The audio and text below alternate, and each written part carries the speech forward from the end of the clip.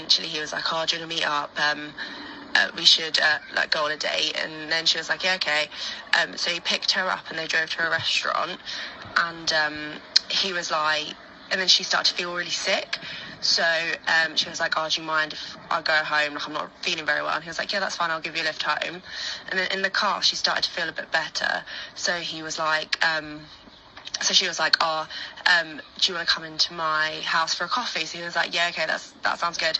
And then when he got inside, she started feeling really sick again. She was like, oh, do you mind actually if you leave? Like, I don't feel very well. So he was like, yeah, no, totally fine, like, I'll go.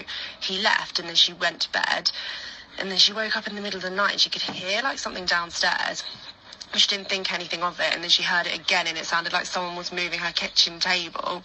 So she like ran and shut her door and rang the police and was like, there's someone in my house, like, you need to come. So the police were like, okay, stay on the phone, like, we're going to come to your house. They got to her door and they're like, your door's locked. We don't think anyone will be in there. She was like, no, someone's here, I give you permission to knock down my door.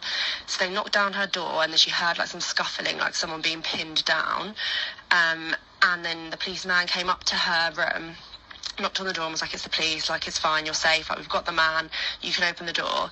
And then they were like, it's fine, he's not here anymore, but we still don't think you should stay the night here. And she was like, okay, that's fine, but can I see what he's done downstairs? And they're like, we really don't think you should see what he's done.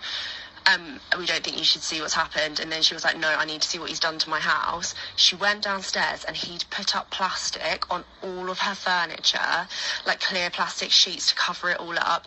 And there was a saw and a hammer lined up on her floor. And then basically they found out that he'd like drugged her, and the amount of drugs that was in her system, like, she shouldn't have woken up. And also, like, when he came into the house, the reason he got in is because he put his car keys down next to her keys, and then when he left, he picked up both of them and then he let himself back in. Like, literally, I am never ever going on a Tinder date ever again. Like, it actually killed me.